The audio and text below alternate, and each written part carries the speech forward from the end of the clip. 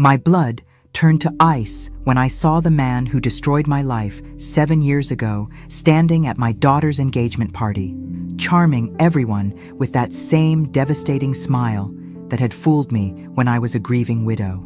I dropped my champagne glass, and it shattered across the marble floor with a sound like my breaking heart. Every guest turned to stare, but I couldn't move, couldn't breathe, couldn't do anything but stare at the ghost from my recent past. If you're watching this, subscribe and let me know where you're watching from. I'm Margaret Hartwell, but everyone calls me Maggie. And at 65, I thought I'd learned to spot predators who prey on vulnerable women. I was wrong. Standing there in my daughter Sarah's pristine living room, surrounded by the elite of Chicago society, I realized the nightmare I'd escaped 7 years ago had just walked back into my life wearing an expensive suit and calling himself Michael Sterling. Sarah rushed over, her wedding dress fitting appointment forgotten in her concern. "Mom, are you okay? You look like you've seen a ghost." Ghost was exactly right. Michael Reynolds, the man who'd nearly destroyed me in 2018, was now my daughter's fiancé. The same piercing blue eyes, the same charming smile, the same calculated way of working a room.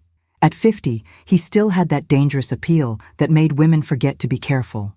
"I'm fine, sweetheart," I lied, my voice barely steady, just clumsy. But I wasn't fine.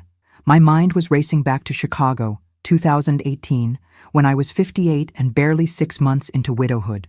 Robert had died suddenly of a heart attack, leaving me lost and drowning in grief. I'd met Mike Reynolds at a coffee shop near the Grief Counseling Center. He was 42, charming, attentive, with just enough vulnerability to make me feel needed again.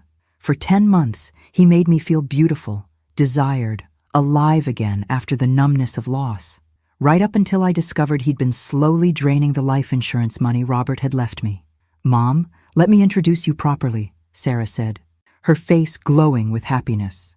"Michael, this is my mother, Margaret Hartwell." Michael stepped forward, and I watched his face carefully. For just a split second, I saw recognition flicker in those blue eyes. Then it was gone, replaced by the perfect mask of a man meeting his future mother-in-law for the first time.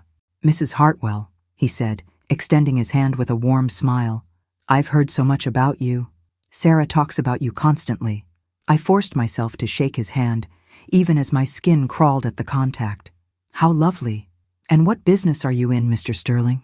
"Investment consulting," he replied smoothly. "I help people make smart decisions with their money." The irony was so thick I nearly choked on it. Of course he was still in the business of separating people from their money.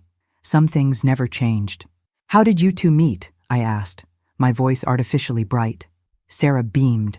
"At the gym!" Michael was so persistent, asking me out for 3 weeks before I finally said yes. Persistent. That was one word for it. I remembered how persistent he'd been with me too, showing up at the Grief Counseling Center, offering comfort, understanding, patience. As the evening wore on, I watched him work the room with practiced ease. He remembered everyone's names, asked about their children, their businesses, their interests. It was masterful, really. If I didn't know what he was capable of, I might have been impressed. But I did know, and watching him charm my daughter's friends and colleagues made me sick to my stomach. When the party finally ended and Sarah walked me to my car, she was practically vibrating with happiness. "Isn't he wonderful, Mom? I can't believe how lucky I am." "When's the wedding?" I managed to ask. "October 15th. I know it's short notice, but we don't want to wait. When you know, right?" October 15th. Less than a month away. My heart sank as I realized how little time I had to figure out what Michael was really after. But I had a terrible feeling I already knew. Sarah's trust fund from her father matured when she turned 35 in 18 months. $2.5 million that would make my lost $75,000 look like pocket change. 3 sleepless nights later, I sat in my kitchen at 2 a.m. with my laptop open, diving deep into the internet rabbit hole of Michael Sterling's life. What I found chilled me to the bone, because officially, Michael Sterling didn't exist until January 2020. Before that date, there were no social media profiles, no business records, no digital footprint whatsoever. For a successful investment consultant, that was impossible in today's world. Either he'd scrubbed his entire online presence, or Michael Sterling was a carefully constructed identity. I'd hired a private investigator on Friday. Patricia Newman came highly recommended and specialized in background checks for worried families. When she called Saturday morning, her voice was grim. "Mrs. Hartwell, I need to meet with you today." "This can't wait." We met at a quiet diner on the outskirts of town. Patricia, a no-nonsense woman in her 50s, spread photos and documents across our corner booth. "Michael Sterling is clean as a whistle," she said. "Too clean. No criminal record, excellent credit, successful business. But here's the problem. Every piece of documentation starts in 2020. It's like he was born 5 years ago." She showed me business licenses, tax records, even apartment rental agreements. All began in January 2020. "I did some digging into similar cases," Patricia continued.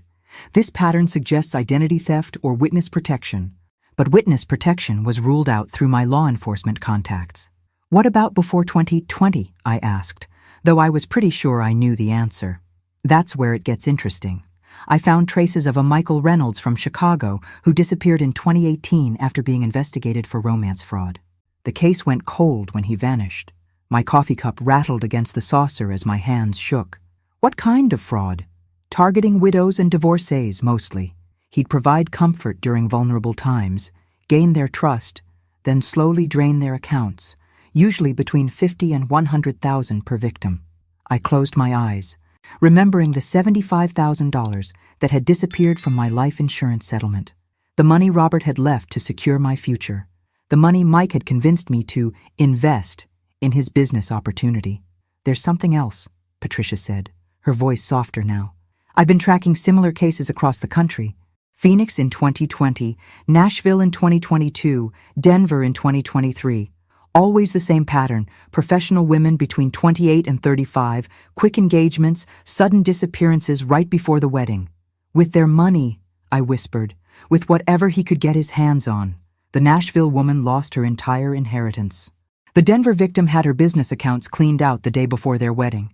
I stared at Sarah's engagement photo, which I'd brought to show Patricia, my beautiful, trusting daughter who'd inherited her father's generous heart and would inherit substantial money on her next birthday. "What do I do?" I asked. "If I tell Sarah, she'll think I'm a bitter mother who can't accept her happiness." Patricia nodded grimly. "That's exactly what he's counting on. These men are experts at isolating their victims from family members who might see through their act." I thought about the past few months, how Sarah had gradually pulled away from me. Canceled dinners, rushed phone calls, always with some excuse about being busy with Michael's social obligations. He's already started turning her against me, I realized. It's textbook behavior. But here's the thing, Mrs. Hartwell. You're the first person I've met who actually knew him before. You're the key to stopping him. As I drove home, my mind was spinning with possibilities. I had to find a way to expose Michael without looking like the jealous ex. I had to protect Sarah without losing her completely. The problem was, I was dealing with a master manipulator who'd had 7 years to perfect his next move. And he had something I didn't: Sarah's complete trust and love. But I had something he didn't know I possessed: the memory of exactly how he'd betrayed me before. And this time, I wasn't a grieving widow with clouded judgment. This time, I was ready for war. Sunday dinner at Sarah's had always been our tradition. But sitting across from Michael Sterling at her dining room table felt like being trapped in a nightmare. He'd insisted on cooking some elaborate Italian dish that probably cost more than I spent on groceries in a month. "This is delicious, honey," Sarah gushed, reaching over to squeeze his hand. "Mom, you have to get the recipe." "Oh, I doubt I could recreate Michael's magic," I replied with my sweetest smile. "I'm sure it requires very expensive ingredients." Michael's laugh was perfectly pitched. "Actually, it's quite simple. The secret is taking time to build trust with your ingredients. Let them blend naturally." The double meaning wasn't lost on me. I'd bet he was excellent at building trust with vulnerable ingredients. "So, Michael," I said, cutting into my chicken, "Sarah mentioned you're from the East Coast originally. Where exactly?" "Boston," he replied without hesitation. "Moved around a lot for work, though. Los Angeles, Phoenix, Nashville." My fork stopped halfway to my mouth. He'd just confirmed Patricia's research without realizing it. Same cities, same timeline. "How interesting. What brought you to Chicago?" His eyes met mine across the table. Sometimes life brings you exactly where you need to be, when you need to be there. Sarah looked between us, sensing something in the air but not understanding what. Michael says Chicago feels like home now. Don't you, sweetheart? Especially since I met you, he said, bringing her hand to his lips. And now, meeting your wonderful mother. I wanted to throw my wine glass at his lying face. Instead, I smiled and asked, "What about family? Will any of your relatives be coming to the wedding?" Unfortunately, no. I'm pretty much on my own in the world. Parents died when I was young. No siblings. His voice carried just the right note of practiced sadness.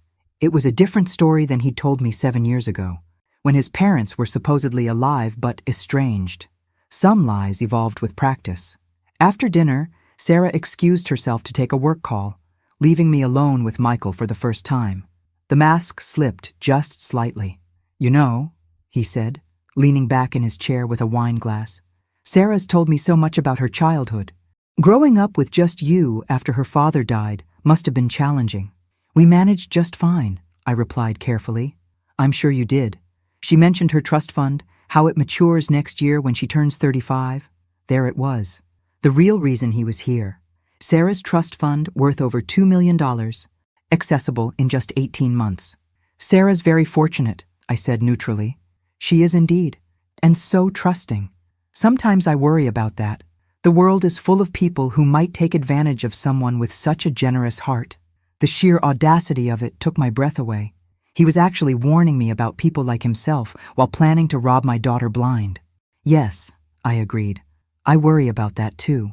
Our eyes met across the table, and for a moment, the pretense fell away completely. He was testing me, seeing if I remembered him, and I was letting him know that I did. "I'd hate for anyone to come between Sarah and her happiness," he said quietly. "She's been through enough disappointment in relationships." The threat was subtle, but clear. If I tried to expose him, he'd paint me as the bitter mother who couldn't accept her daughter's happiness. Sarah's voice drifted from the living room as she wrapped up her call. Michael's charming smile returned instantly. "I'm so glad we had this chance to talk, Margaret. I have a feeling we're going to get along wonderfully." When Sarah returned, she found us looking like the picture of familial harmony. "Are you two bonding?" she asked hopefully. "Absolutely," Michael said warmly. "I was just telling your mother how much I'm looking forward to officially becoming part of the family." As I drove home that night, my hands were shaking so badly I had to pull over twice. Michael Reynolds wasn't just back in my life. He was about to destroy the person I loved most in the world. And this time, he wasn't going to disappear with $75,000. This time, he was going for everything. Monday morning brought the phone call I'd been dreading. Sarah's voice was strained, different somehow. "Mom, we need to talk." She arrived at my house an hour later, but instead of coming inside for coffee like she usually did, she stayed standing in my doorway with her arms crossed. "Michael told me about your conversation yesterday," she said without preamble. My heart sank. "What conversation would that be?" "Don't play dumb, Mom. The way you interrogated him at dinner, asking all those invasive questions about his family, his past. He said you seemed almost suspicious of him." I kept my voice level. "I was just getting to know him better. Isn't that what mothers do?" "Not like that. You were practically giving him the 3rd degree." Sarah's eyes flashed with anger I'd rarely seen directed at me, and then making comments about expensive ingredients and where he's from. "What is wrong with you?" This was exactly what Michael had been setting up, driving a wedge between us so that anything I said would sound like jealousy or interference. "Sarah, honey, I'm just concerned because everything is moving so fast." "Here we go," she interrupted. "I knew you'd say that. You can't stand that I'm happy, can you? That's not true, and you know it." "Do I? Because ever since I started dating Michael, you've been acting strange. First questioning his job, then his background, now his intentions." I stared at my daughter, this beautiful, successful attorney I'd raised on my own after Robert died, and realized Michael had been working on her for months, planting seeds of doubt about my motives, making her question my love for her. "Sarah, I love you more than anything in this world. Every decision I've ever made has been about protecting you and supporting you. Then why can't you just be happy for me?" Her voice broke a little. "I've finally found someone who loves me completely, who wants to build a life with me, And instead of celebrating, you're trying to sabotage it. I'm not trying to sabotage anything. I just think you should slow down. That's exactly what Michael said you'd say. She shook her head.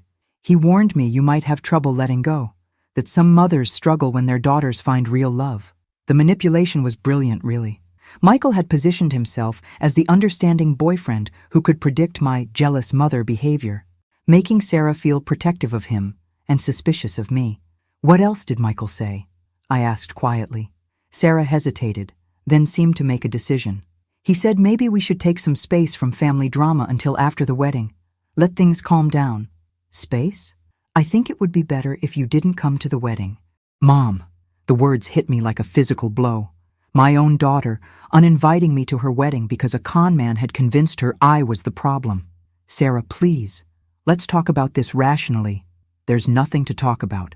I've made up my mind. She turned to leave, then looked back with tears in her eyes. I hoped you'd be different, Mom. I hoped you'd want me to be happy. After she left, I sat in my kitchen and cried harder than I had since Robert died. Michael had played this perfectly. He'd isolated Sarah from the one person who could expose him, and he'd done it by making her believe she was protecting their love from my interference. But as the tears dried, something else took their place. Anger. Pure, white-hot rage at the man who'd stolen from me once and was now stealing my daughter. I picked up my phone and called Patricia Newman. He made his first mistake, I told her. He's trying to keep me away from the wedding. That tells me he's planning something big, something that requires me not to be there. What do you want to do? I stared out my window at the maple tree Robert had planted when Sarah was born. 32 years of watching over this family, and I wasn't about to stop now. I want to know everything about Michael Reynolds, I said. Every woman he's ever scammed, every lie he's ever told. And then I want to save my daughter, whether she wants to be saved or not. Patricia's investigation over the next week revealed a pattern so disturbing I could barely sleep. Michael Reynolds wasn't just a con man. He was a predator who specifically targeted women at their most vulnerable moments. Look at this, Patricia said, spreading photographs across my dining room table. Denver, 2023. Rebecca Morrison, 34, recently divorced, inherited her grandmother's antique jewelry business. Michael showed up 6 months after her divorce was finalized. The photo showed a lovely blonde woman with kind eyes, standing next to a man I now recognized as my daughter's fiancé. He looked exactly the same as he did now, like he'd found some fountain of youth. Nashville, 2022. Jennifer Walsh, 38, lost her husband in a motorcycle accident, collected a substantial life insurance payout. Another photo, another beautiful woman, same predatory smile on Michael's face.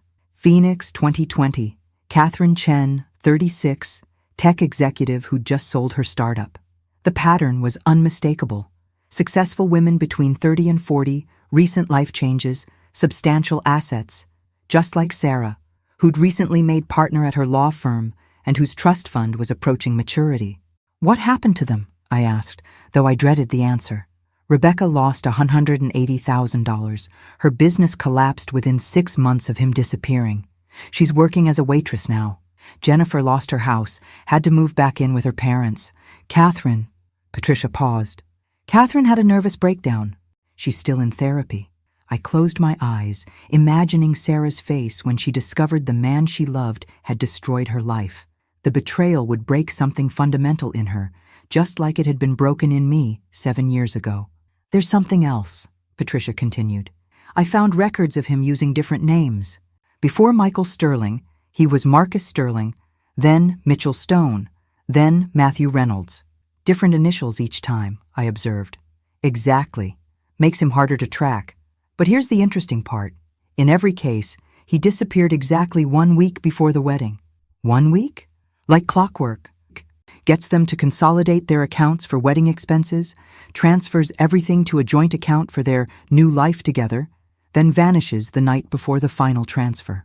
I stared at the calendar on my phone. October 15th was 12 days away. We don't have much time, I said. Actually, we do. If he sticks to pattern, he won't make his move until October 8th. That gives us 5 more days to gather evidence. But evidence of what? Even if we proved Michael Sterling was really Michael Reynolds, Sarah was so thoroughly convinced I was the villain that she'd probably think I'd fabricated everything out of spite. I need to approach this differently, I realized. I need to make him expose himself. Patricia looked concerned. Mrs. Hartwell, this man is dangerous. Not physically, maybe, but psychologically. He's had 7 years to plan this revenge. So have I said grimly. He thinks he's dealing with the grieving widow he manipulated in 2018. He has no idea what losing that $75,000 taught me about predators. That afternoon, I drove to Sarah's office building and waited in the parking garage. I knew she usually worked late on Tuesdays, and I was betting Michael didn't know her schedule as well as he pretended to. At 7 p.m., Sarah emerged from the elevator, looking tired but happy. She was on her phone, probably with Michael, laughing at something he was saying. When she saw me standing by her car, her expression hardened. "Mom, what are you doing here?" "I wanted to apologize," I said simply. "You were right. I was being overprotective and unfair to Michael." Sarah's anger wavered, replaced by cautious hope. "You were? I was scared of losing you," I continued, letting genuine emotion into my voice. "But watching you these past few months, seeing how happy he makes you, I realize I was being selfish." "Mom, I called Michael this afternoon," I lied smoothly. "I invited him to lunch tomorrow so I could apologize properly. Clear the air between us." Sarah's face lit up. "You did? I want to give him a chance to know the real me, not the suspicious mother, and I want him to know he has my blessing." As I drove home, I knew I was taking a massive risk. If my plan backfired, I'd lose Sarah forever. But if I did nothing, Michael would destroy her life and disappear, leaving me to pick up the pieces of my broken daughter. Either way, tomorrow's lunch with Michael Reynolds was going to be very interesting. I chose the restaurant carefully, upscale enough that Michael would feel comfortable, quiet enough that our conversation wouldn't be overheard, but public enough that he couldn't lose his temper completely. When he arrived, 5 minutes late, I was already seated at a corner table with my back to the wall. "Margaret," he said with that practiced charm, kissing my cheek like we were old friends. "Thank you for reaching out. Sarah was so happy when I told her about your call. I owe you an apology," I began, playing the contrite mother perfectly. "I realize I came across as hostile Sunday night. It wasn't fair to you." Michael settled into his chair, studying me with those calculating blue eyes. "I understand completely. Sarah is lucky to have a mother who cares so much about her welfare. She is my whole world," I said truthfully. "After her father died, she became everything to me, maybe too much." "Loss can make us protective," he agreed. "But Sarah is a grown woman, capable of making her own decisions about love." The waiter came and went, leaving us with wine and small talk about the weather. I waited until Michael seemed relaxed before I made my first move. "Can I ask you something personal?" I said, leaning forward conspiratorially. "Of course. Have you ever been in love before?" For just a split second, something flickered in his eyes, something that looked almost like recognition. "Once," he said carefully, "many years ago, but it didn't work out." "What happened?" I pressed gently. "She was older, going through a difficult time. I thought I could help her heal, but—" He shrugged elegantly. "Sometimes timing is everything." My heart rate spiked, but I kept my expression sympathetic. He was talking about me, but describing it like a failed romance instead of the financial devastation he'd caused. That must have been painful. It was. But you know what they say, everything happens for a reason. If that relationship hadn't ended, I might not have been ready to appreciate someone as special as Sarah. I sipped my water, watching him carefully. He seemed genuinely relaxed, almost nostalgic. Either he was an incredible actor, or he actually didn't recognize me. "I'm sure she was lovely," I said carefully. "She was. Beautiful, intelligent, vulnerable. She'd recently lost her husband and was struggling with grief. How sad." "What was her name?" "Margaret, actually." His eyes met mine with what looked like innocent coincidence. "Margaret Thompson, though she went by Maggie. Funny how life works, isn't it? Here I am, about to marry the daughter of another Margaret." The blood drained from my face so quickly I thought I might faint. He knew. He'd known all along who I was, but his expression remained perfectly pleasant, almost fond. Small world, isn't it? I stared at him, my mind racing. When had he figured it out? The engagement party? Earlier? You remember her, I whispered. Of course I do. I've thought about her often over the years, wondered what happened to her, whether she ever found happiness again. He leaned forward slightly. I hope she did. She deserved better than what I gave her. The restaurant seemed to tilt around me. This wasn't the confrontation I'd expected. Where was the threat, the menace, the calculating predator? Why? I breathed. Michael's smile was sad, almost wistful. Because I was young and stupid and thought money mattered more than people. I've regretted it every day since. He signaled the waiter for the check, then looked back at me with what seemed like genuine emotion. If you ever see her again, Margaret, tell her I'm sorry. Tell her I became the man she deserved, too late to matter. As he stood to leave, he placed his hand gently on my shoulder. Thank you for lunch, and for giving me a chance. Sarah is lucky to have a mother who loves her so much. As I watched him walk away, I sat in stunned confusion. Either Michael Reynolds was the greatest actor who'd ever lived, or something had fundamentally changed about him in the past 7 years. But as I replayed the conversation in my mind, one thing became crystal clear.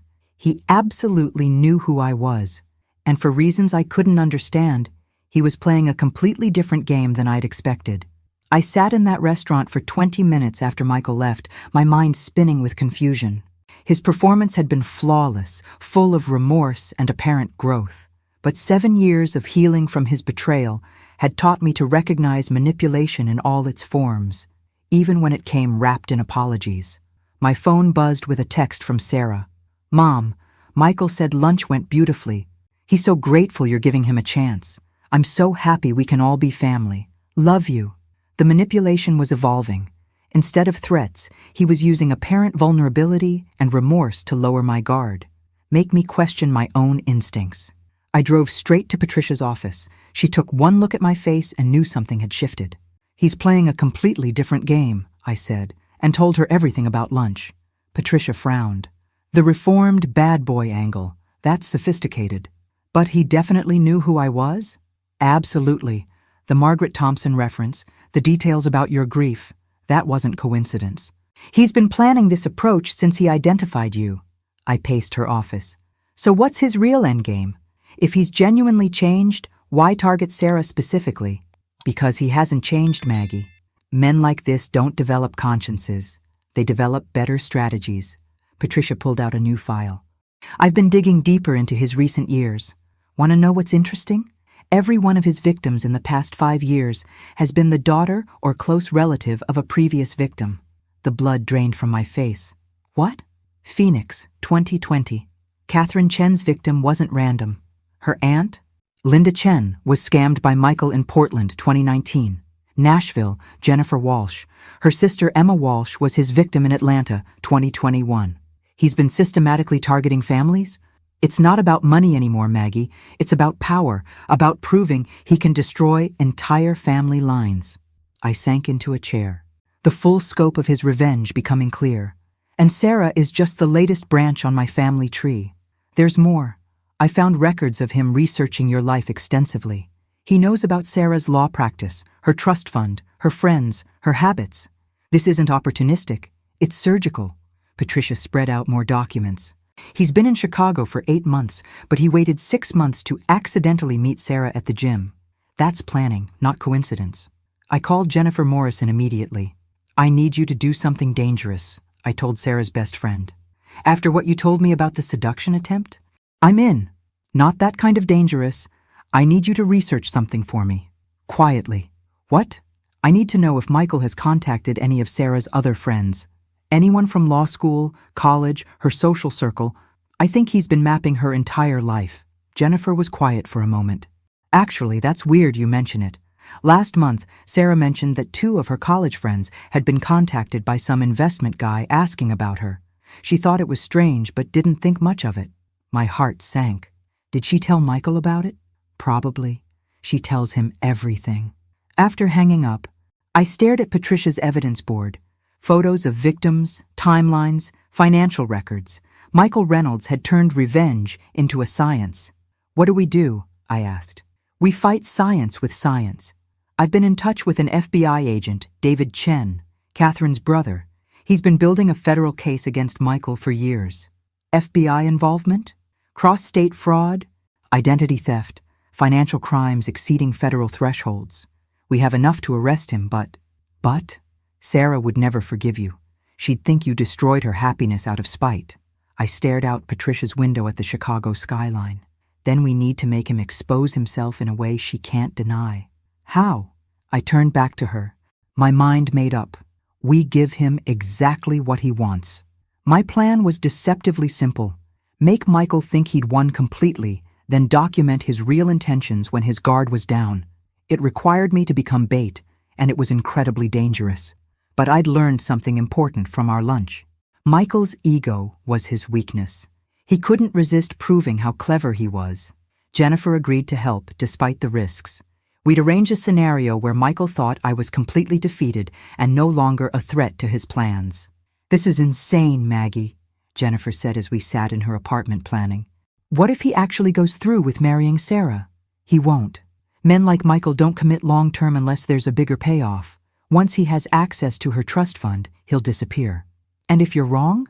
I didn't answer because I couldn't bear to consider that possibility. The setup was elegant. Jennifer would tell Sarah that I'd had a minor accident, nothing serious, but enough to require a few days of bed rest. This would explain my absence, while making me seem harmless and defeated. Meanwhile, Patricia would approach Michael directly, posing as a private investigator hired by a suspicious family member. She'd warn him that someone was investigating his background, but she'd been convinced he was legitimate and was calling off the investigation.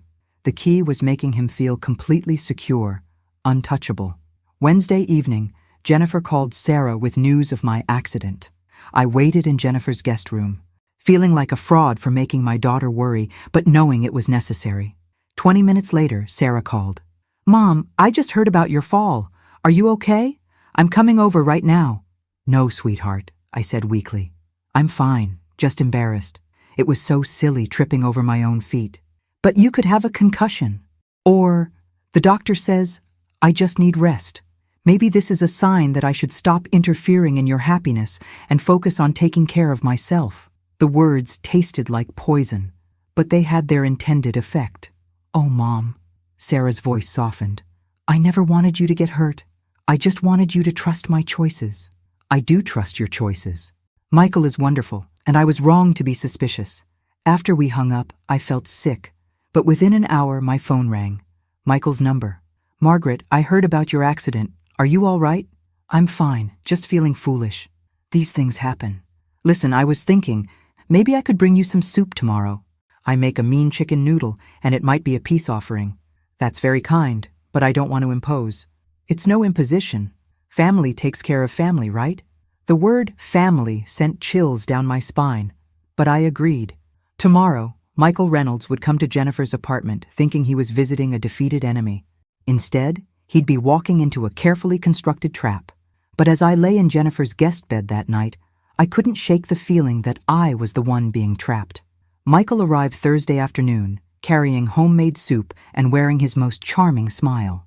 I was positioned in Jennifer's living room, looking appropriately fragile in my robe and slippers. "You didn't have to do this," I said as he set up the soup in Jennifer's kitchen. "Nonsense. I want us to have a good relationship, Margaret. Sarah's happiness depends on it." He served the soup with theatrical care, then sat across from me with obvious concern. "You know, I've been thinking about our conversation yesterday." "Oh?" "About second chances, about growth. I realized I never properly explained why I'm so grateful Sarah found me. This was it. The moment he'd reveal his real motivations, thinking I was too defeated to be a threat. "I spent a lot of years making mistakes," he continued. "Hurting people I cared about. Women like your namesake, Maggie Thompson. You mentioned her. I did something terrible to her. Took advantage when she was vulnerable, stole money she couldn't afford to lose." His voice carried perfect remorse. "For years I told myself she'd be fine, that she was strong enough to recover. I kept my expression neutral, even as my heart pounded. But I found out recently that she never really recovered, never remarried, never fully trusted anyone again. I destroyed something fundamental in her." He leaned forward, eyes glistening with apparent emotion. "Do you know what that feels like, Margaret? Knowing you've permanently damaged another human being? I imagine it's quite difficult." I managed.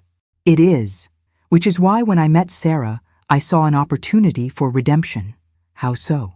Michael's mask slipped just slightly, and I caught a glimpse of something cold and calculating beneath the remorse. By giving Sarah everything I took from her mother, love, security, protection, by making sure she never experiences the kind of betrayal that destroyed Maggie Thompson. The irony was breathtaking. He was describing his plan to destroy my daughter as an act of redemption for destroying me. That's very noble, I said carefully. I like to think so. Sarah will never want for anything, never question whether she's loved, never worry about her future. Because you'll take care of everything? Exactly. Her finances, her decisions, her connections. I'll protect her from every possible source of harm, including me, I realized. He wasn't planning to steal Sarah's money and disappear. He was planning something much more sinister, complete control. Turn her into a psychological prisoner while looking like the perfect husband. She's lucky to have found you, I said, fighting to keep my voice steady. We're both lucky. Though I have to say, your accident has been a blessing in disguise. How so? Michael's smile turned predatory. It's shown Sarah how fragile family relationships can be, how important it is to hold on to the people who really matter. I don't follow. Well, if something were to happen to you, another fall, a health scare, anything really, Sarah would need someone strong to lean on, someone who could help her through the grief and guide her decisions during such a difficult time. The threat was clear. He wasn't just planning to isolate Sarah from me, he was planning to eliminate me entirely. Make it look like natural causes, maybe another accident, leaving Sarah completely dependent on him. I'd thought I was setting a trap for Michael, but I'd walked directly into his. That evening, after Michael left with promises to check on me tomorrow, I sat in Jennifer's living room with Patricia and FBI agent David Chen, reviewing the recordings we'd captured. It's not enough, David said grimly. Talking about taking care of someone isn't the same as confessing to planning their murder. But the threat was clear, I started. To you, yes, but a defense attorney would argue he was expressing concern about your health, especially given your recent accident. Patricia leaned forward. What about the financial fraud evidence? Strong, but circumstantial for this specific case. He hasn't actually taken any money from Sarah yet. I felt the walls closing in. So we wait until he destroys her life? Or until he makes a more concrete move? David pulled out a thick file. There is something else, though. Something I haven't told you yet. He opened the file to reveal surveillance photos of Michael from various cities. We've been tracking him for 2 years. The family targeting isn't random revenge. It's systematic elimination of witnesses. My blood ran cold. What do you mean? Every woman he's scammed in the past 5 years has either died in accidents or disappeared completely within 18 months of his initial contact. Patricia went white. You're saying he's killing his victims? We can't prove it yet, but the statistical probability of that many accidental deaths among his victim pool is essentially 0. Why didn't you tell me this before? I demanded. Because we needed you to act naturally. If you'd known he was potentially a serial killer, your behavior would have changed. I thought about the soup Michael had brought me, how insistent he'd been that I eat it. Jesus, the soup. We had it tested, David said quickly. Clean, but it shows he's probing for opportunities. What about Sarah? Is she in immediate danger? Not yet. His pattern is to secure legal access to their assets first. Marriage, joint accounts, power of attorney. Then the accidents happen. So, we have until the wedding. We have until the honeymoon, David corrected. That's when they typically disappear. The room fell silent as the full horror of Michael's plan became clear. He wasn't just going to steal from Sarah and disappear. He was going to marry her, take control of her assets, then kill her and start the cycle over again with someone else's daughter. What do we do? I whispered. David closed the file. We accelerate the timeline, force him to make a mistake before the wedding. How? By making him think you're about to expose everything. I stared at him. You want me to confront him directly? With backup, wired for sound, in a controlled environment.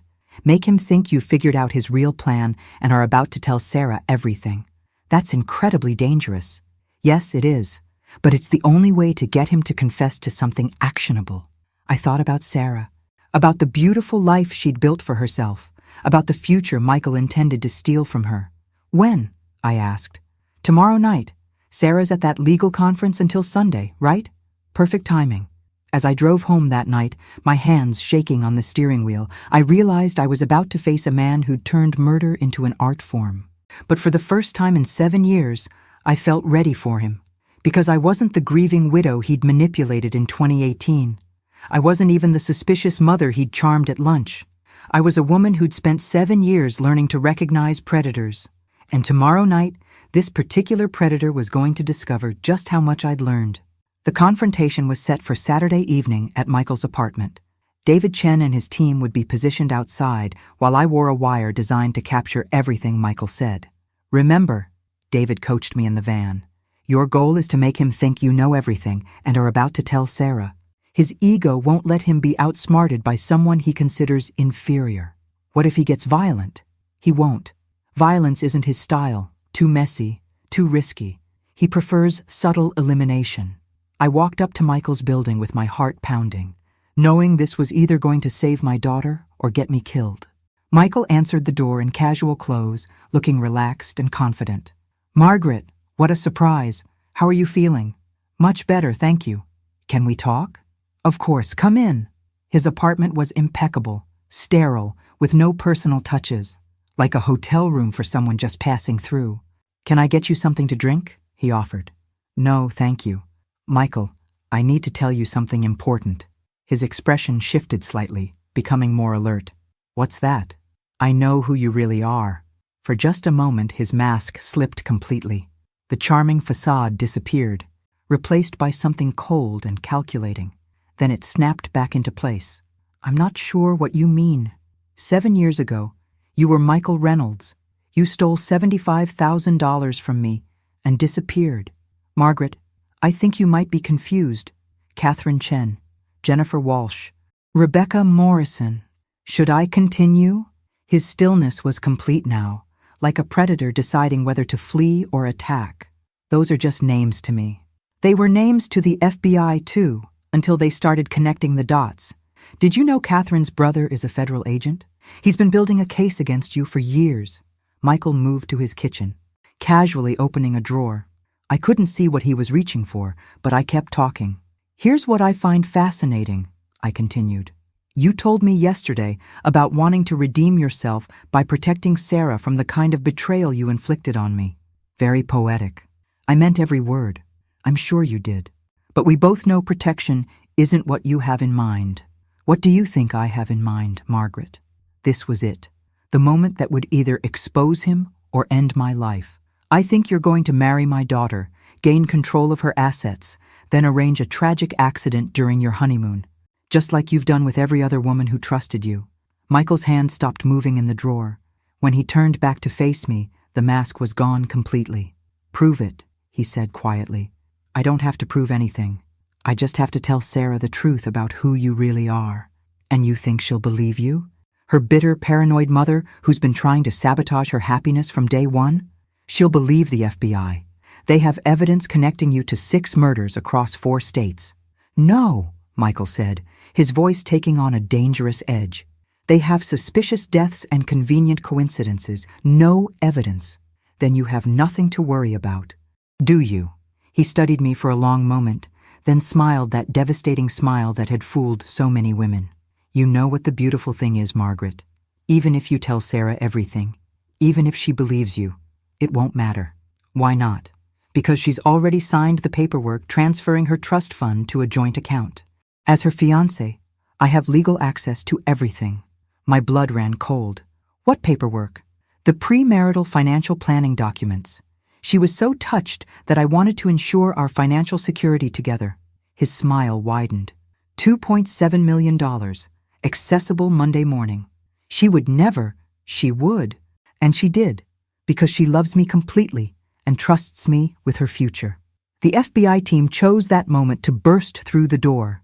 Michael barely flinched as they surrounded him, weapons drawn. Michael Reynolds, you're under arrest for fraud, identity theft, and conspiracy to commit murder. As they cuffed him, Michael looked back at me one last time. You were too late, Maggie. By the time Sarah discovers what I've taken, I'll be untouchable. But he was wrong, because while he'd been planning his perfect crime, Sarah had been planning something too. "Actually," came a voice from the doorway, "you were the one who was too late." Sarah stepped into the apartment, flanked by 2 more FBI agents. Her face was cold with fury, but her voice was steady. "I never signed any financial documents, Michael. The papers you had me sign were fake, props provided by the FBI. My trust fund is exactly where it's always been." Michael's confidence cracked completely. "That's impossible." "What's impossible," Sarah said, "is that you thought I wouldn't notice my own mother conducting a surveillance operation. Did you really think I didn't know she was staying at Jennifer's? That I wouldn't figure out why?" She looked at me with tears in her eyes but steel in her voice. "I've known something was wrong for weeks. I just needed proof." 2 years later, the man we'd known as Michael Reynolds was sentenced to life in prison for 6 counts of first-degree murder and multiple counts of federal fraud. His real name was Marcus Webb, and his victims stretched back nearly 15 years. Sarah returned to her life stronger and more cautious, having learned that love without verification is just vulnerability. She eventually met someone worthy of her trust, but she never made another financial decision without asking my opinion first. And me? I learned that sometimes the best way to protect the people you love isn't to shield them from the truth. It's to trust them to handle it when the time is right. Some battles require a mother's fierce protection, but some require teaching your child to fight alongside you. Either way, family wins in the end. Thanks for listening. Don't forget to subscribe and feel free to share your story in the comments. Your voice matters.